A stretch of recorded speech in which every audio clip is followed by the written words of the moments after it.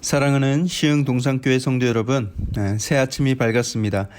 이 아침 얼어붙은 온 대지를 따뜻하게 녹이는 태양빛처럼 우리의 심령에도 하나님의 빛이 비추어져서 우리의 심령에 생기를 주시고 따뜻한 평강 주실 줄 믿습니다.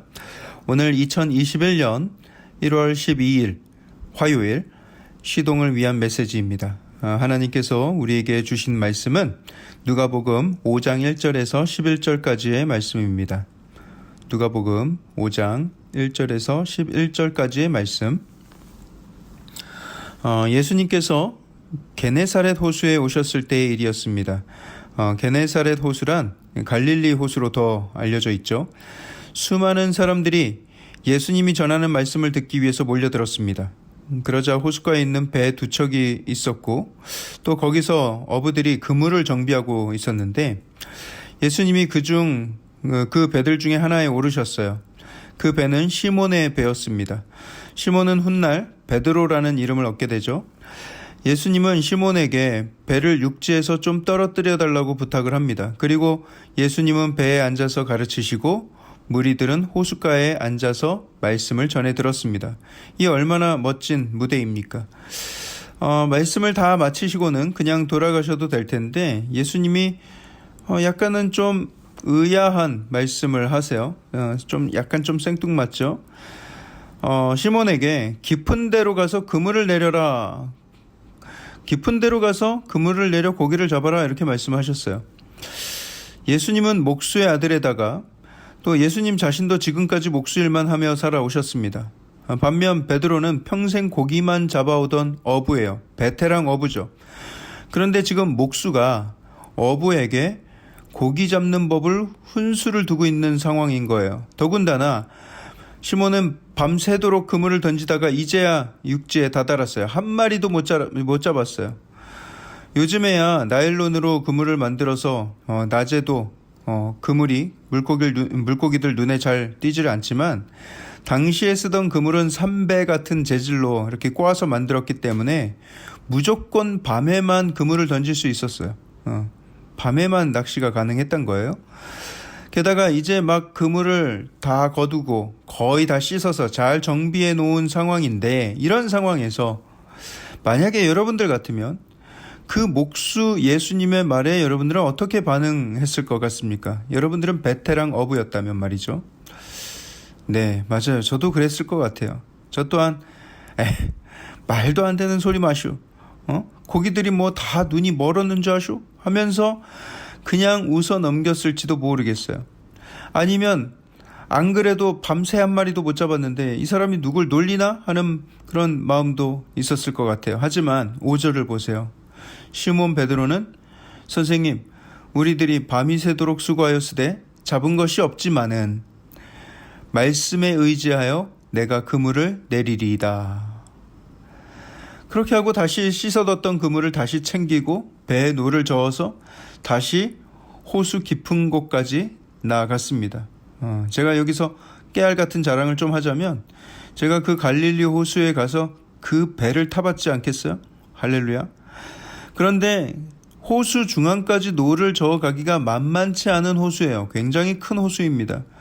물론 저와 저의 일행은 모터가 달린 배를 탔지만 그 거리를 노를 저어 간다 또는 돛을 띄워서 가는 거 이거 쉽지 않은 일입니다. 하지만 시몬이 예수님의 말씀을 따라서 그렇게 했을 때 어떤 일이 벌어져요? 그물 가득 고기가 올라왔습니다. 그물이 찢어질 정도였고 그물을 혼자 올릴 수가 없어서 다른 배의 동료에게 부탁해서 간신히 들어 올렸습니다. 시몬의 배뿐만 아니라 도와주러 온 배에도 물고기를 가득 채웠다. 여러분 놀라지 마세요. 이때 잡은 고기가 요즘 돈으로 환산하면 얼마 정도 될까를 연구한 신학자가 있어요. 정말 공부에는 끝이 없습니다. 그 신학자의 주장에 따르면 당시 잡은 고기는 약 6천만 원 정도의 가치가 있었을 것이다. 물론 뭐 지금은 또 달라질 수 있겠죠. 그 글을 본 지가 벌써 한 7, 8년 정도 되니까요. 제가 지금도 그 호수에서 잡히는 고기를 베드로 고기라고 이름을 합니다. 기름에 튀겨주는 고기인데 정말 맛있어요. 나중에 코로나가 좀 지나고 하늘길이 열리면 우리 시흥 동산교회 성도들과 꼭 성지순례 여행을 갈 건데요. 우리 교인들뿐만 아니라 저는 모든 크리스찬들은 일생에 최소 한 번은 다녀와야 된다라고 생각을 합니다. 다녀오면 성경을 보는 눈이 확 열리거든요. 그때를 위해서 여러분 꼭 적금을 들어 놓으세요. 체력도 길러 놓으시고요. 자, 시몬 베드로는 만선이 된 배를 몰고 와서 예수님을 다시 만납니다. 그리고 그분의 무릎 아래 바짝 엎드려서 이렇게 얘기를 해요. 주여, 나를 떠나소서, 나는 죄인이로소이다. 그럼 평생 시골에서 어부일만 해온 이 시몬이 죄인이면 또 얼마나 큰 죄인이겠어요. 하지만 그 어떤 사람도 천상의 거룩함 앞에 섰을 때는 이 땅의 죄와 때가 다 드러나게 되고요. 부끄러움이 들게 되어 있는 것이죠. 시몬이 예수님 앞에서 자신을 죄인이라고 고백한 것은 천상의 거룩 앞에 서게 된 사람의 당연한 반응이었고요. 나를 떠나소서라고 한 것은 그 거룩한 빛 앞에 자기의 죄악이 다 드러냈기 때문에 도저히 용서받을 수 없을 만큼 추한 죄로 여겨졌기 때문입니다.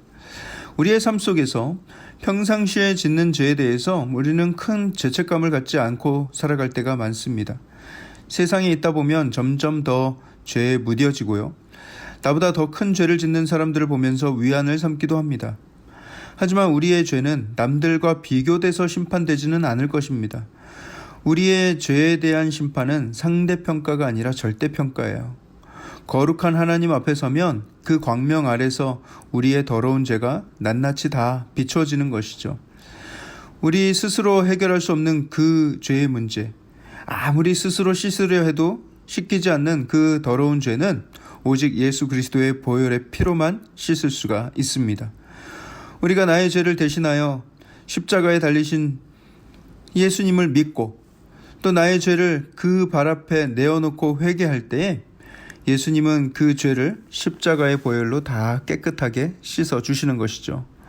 오늘 본문에서도 보세요. 10절 하반절에 예수님이 시몬에게 말씀하십니다. 무서워하지 말라. 이제 후로는 내가 사람을 취하리라. 다른 복음서에서는 이 부분을 더 구체적으로 묘사했죠. 나를 따라오라. 내가 너희를 사람 낚는 어부가 되게 하리라. 내가 아무리 부족하고 아무리 연약해도 이 예수님이 나를 불러주셨다면 그것으로 된 것입니다. 다른 자격 요건이 필요가 없어요.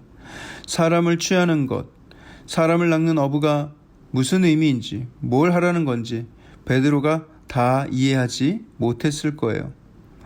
모든 게 굉장히 혼란스러웠을 것입니다. 하지만 그 능력의 예수님, 거룩한 광명을 지닌 예수님이 자기 같은 연약한 사람, 자기같이 허물 많은 사람에게 손 내밀어 초대해 주시는 것을 베드로는 결코 놓치지 않았습니다. 11절을 보세요. 우리가 이 부분을 쓱 읽고 지나갈 수 있지만 이것이 얼마나 놀라운 결단이고 또 이 한 줄의 결단으로 인해서 세계 교회사, 세계 역사가 얼마나 크게 뒤바뀌게 되는지 모릅니다. 11절에 그들이 배를 육지에 대고 모든 것을 버려두고 예수를 따르니라.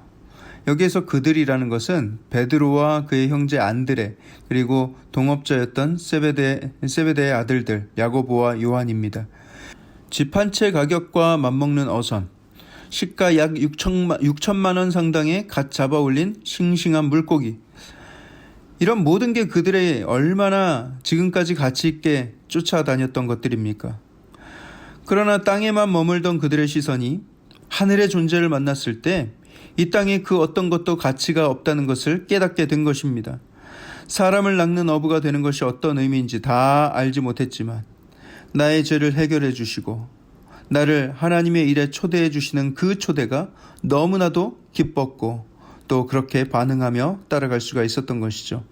사랑하는 성도 여러분, 이제는 예수님이 저와 여러분을 사람 낚는 어부로 부르십니다. 허물 많고 연약한 우리에게 다가와 손 내미시며 예수님의 제자로서의 삶을 살 것을 청하십니다.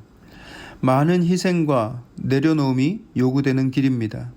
하지만 그 길을 가면 우리는 영원한 생명 그리고 영원한 소망, 영원한 기쁨 가운데 머무를 수 있습니다. 여러분들은 기꺼이 그 길을 따를 마음의 준비가 되어 있습니까? 사람을 살리고 영혼을 살리는 일에 사용되기 위해서 나를 부르신 그 초대.